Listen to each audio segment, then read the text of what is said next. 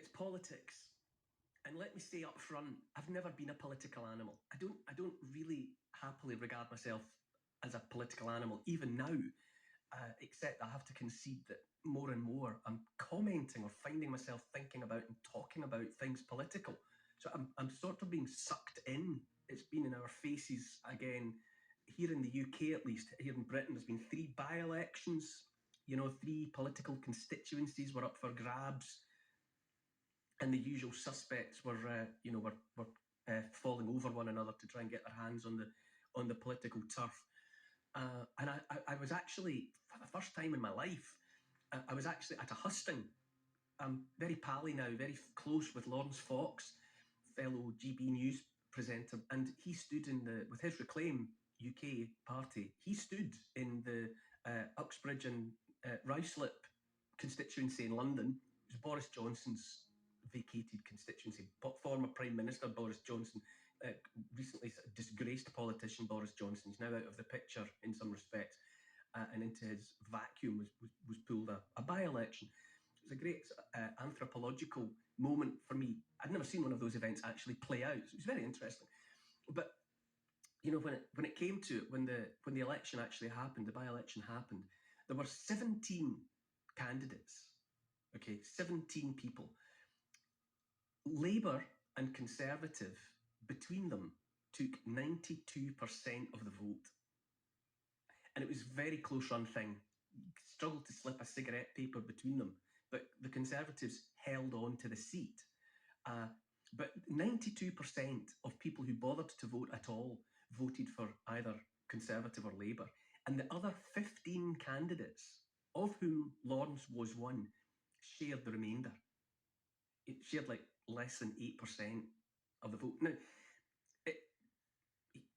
to me, a clearer demonstration really of the extent to which politics here and across the West is just broken beyond repair. That's how it seems to me. That's partly why I've kind of tried to keep out of politics, because I think it's just a toxically poisonous goldfish bowl, and anything can survive in that poisoned container is beyond me. However, there we are. And I say that we are ruled, and I choose the word ruled deliberately because those in charge have ceased even to pay lip service to the idea of serving in government. And they now behave as though they are in rulership, like they're little kings and queens of a kingdom. And we're the proles, we're the subjects. And we are ruled by people who openly despise the regular people of the countries in question. I mean, it's not just here in Great Britain, it's all across Europe, and it's in America as well. The people in power increasingly make plain that they think we're scum, that they can just boss around. Here in Britain, at the moment, overall power is wielded by a nominally Conservative party, right? Now, and the opposition is provided by a nominally Labour Party. And I'm using the word nominally because the names are all that's left of what were once upon a time 2 groups representing 2 different political ideologies.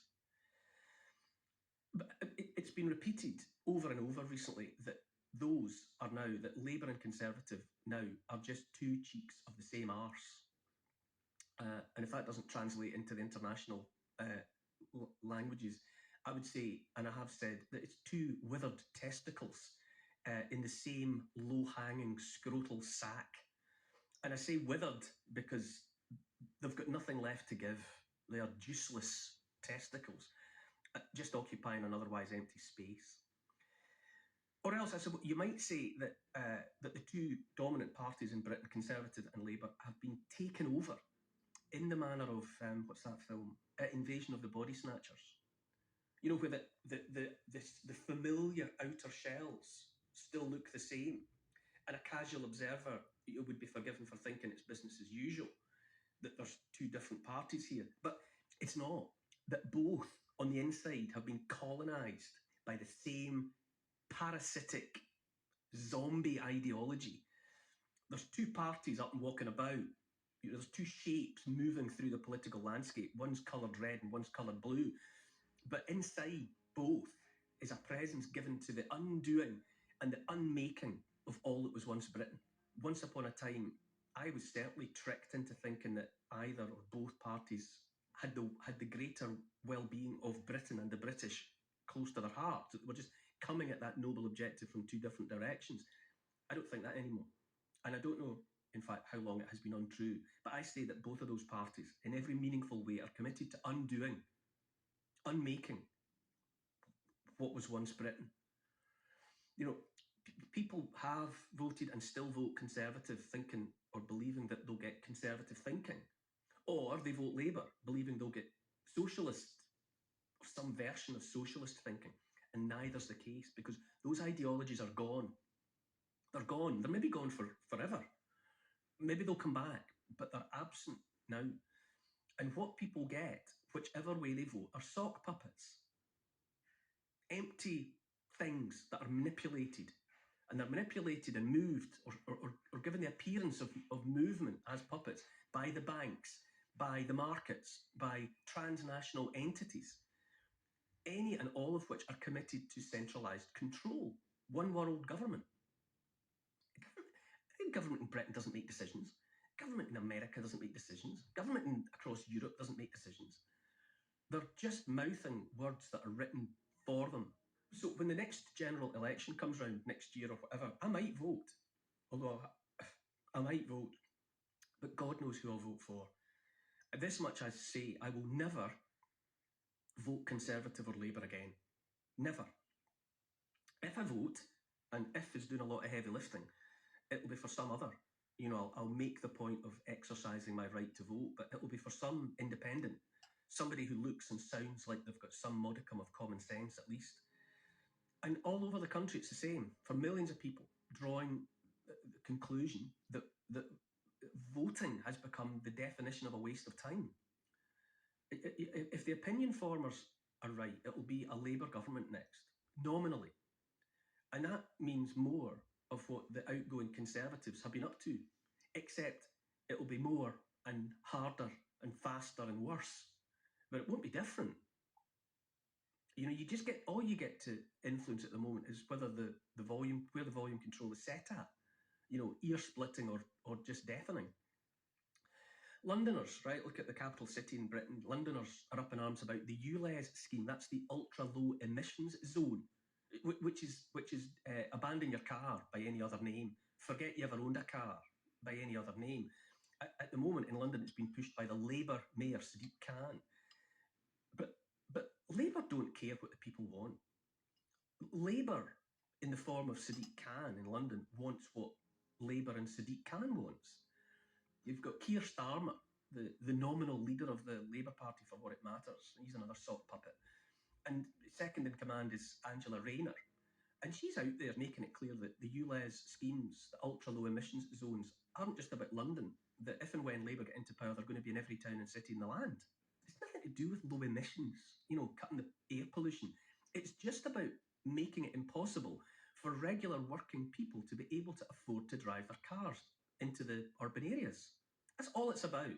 They've just created legislation to force people out of their cars. They've just been told, get the people out of their cars by hook or by crook, and this is what they're doing. Now, that's just the ULEZ scheme. The people of this country, I tell you now, because I'm one of the people of this country, and I talk to a lot of other people of this country, and what the people of this country want is safety and decent lives for their families, for their children, for their grandchildren. They want safe and working national borders, defining where our country ends and other countries begin. Neither the Conservatives nor the Labour Party give a damn about those traditional simple values. Children in primary school now are taught about masturbation and anal sex. And they're taught about how boys might really be girls and girls might really be boys. And parents don't want, and have made it plain they don't want this stuff rammed down their kids' throats. But the state is indifferent to that point of view. The state pushes anything and everything that will divide people, that will keep people anxious and fearful, that will keep people angry with each other, that will keep people on edge. Because, as Tony Benn memorably said, you know, the last thing a domineering government, any government, wants is a happy, healthy, confident, educated population. Because they're hard to govern. What governments want are ill, frightened, submissive, uneducated people who can be told what to do, what to think, where to go and when. Anyone now espousing family values, demanding the protection of their children from offensive indoctrination, is instantly labelled far right. That's where we are now in this country. And it's the same across Europe. Parties in one country after another are standing up, political parties, and speaking out about family and tradition and culture, and they're instantly and automatically labelled far right. And the populations of the countries are being encouraged, if not forced, to shun those parties, because the powers that be do not want anyone standing up for family and culture and borders. Now, in 2016, the referendum in Britain on Brexit, which was, do we stay in the European Union or do we leave? That referendum saw the biggest ever turnout for a vote about anything in British history. The people were motivated as never before to have their voices heard individually and collectively. And the result, which was a decision to leave Europe, it was clear. It demonstrated that most people who had voted wanted Britain to leave the European Union. And for many people, it was the very first time in their lives that they had felt motivated to vote for something. And how were those voters treated afterwards? And right up to this day, ever since 2016, they were told that their vote marked them out as stupid racists. That's what they were told by the mainstream media, by the intelligentsia, by academia, and by the most vocal of the population within the Parliament, within the House of Commons. They were stupid racists because they had voted as they had. That was the thanks they got for exercising their right to vote. And more of the same followed. A couple of years later, the so-called Red Wall, which is to say that part of the British electorate, particularly in the north of England, that had traditionally voted Labour, which is red, they voted instead, and for the first time, for Boris Johnson's so-called Conservative Party, who were promising to get Brexit done. Okay, and famously, the Red Wall turned blue because it stopped being a Labour wall and became a predominantly Conservative for the first time. And having voted, those people who turned against lifetimes of traditional voting patterns and tried something different because they were voting for someone who said he wanted to get Brexit done, they were made to experience in living technicolor the reality of having been lied to. Because they were lied to. Because Brexit, all those years later, and despite clear votes in a referendum and then in a general election, Brexit remains undone. And Brexit will never be done. It'll never happen because those who believe they know best and who never relinquish power, whether or not there's a general election, they think the people who made those votes, who cast those votes, are fit for nothing but being utterly disregarded. They think it doesn't matter what these people think. It doesn't matter what the people think, full stop, because they're stupid and they're racist. That's the opinion that is manifest amongst the powers that be. And if the powers that be had set out to show the people that voting was pointless, then they couldn't have done a better job than was done between the 2016 referendum on Brexit and then the general election. They couldn't have done a better job of showing people that their vote was meaningless and pointless. And it's the same in the United States of America. The same year Britain voted for Brexit, 2016, the US voted for Donald Trump as president. And the powers that be in America weren't having that either. And they spent the Trump presidency trying to smear him as some sort of traitor. The whole thing. They turned on him and went after him like a pack of dogs. And people who voted for Trump and who plan to vote for him again are baited as hicks and rubes and rednecks, stupid and racist. It's the same playbook. I've said it before and I'll say it again. I don't believe we'd have had a pandemic if the United States had voted for Hillary Clinton and Britain had voted to stay in Europe. I don't believe the past 3 years would have unfolded as they have, including war in Ukraine and the cycling hysteria about the so-called climate crisis. I don't believe any of that would have happened if America had voted for Clinton and the Brits had voted to stay in Europe. What we got in the aftermath, what the world got in the aftermath of those decisions by the people was a punishment beating.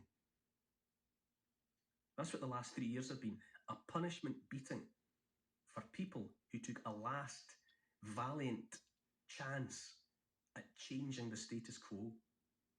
You see what they got for it. Now, Robert Kennedy Jr., he's dominating the polls in the United States at the moment, and he is excoriatingly critical of Democrat and Republican alike. And a vast swathe of the American public already loves him. They love him for it. And what are the powers that be doing in response? They're ripping into him. And the media's at it as well, again, they're ripping into him as though he were some sort of dangerous extremist. When for the most part, he just challenges dishonesty, he challenges corruption, and for a long time, he wants questions answered about the extent to which American babies and children are vaccinated, and with what. That's what he's about. So I say again, politics is broken beyond repair. People all across the West want what decent, regular people everywhere always want, which is a safe, clean place in which to raise a family. That's it. And too many politicians want no such thing for them. Those politicians are the zombie product of the takeover and hollowing out of any of the values that their respective parties once claimed to stand for. And I say that what's needed is a whole new way, a whole new movement, a revolution by those who care about their families and their countries. Oh, and one last thing, there's no climate crisis either. So enjoy what you can of the summer, wherever the sun is shining.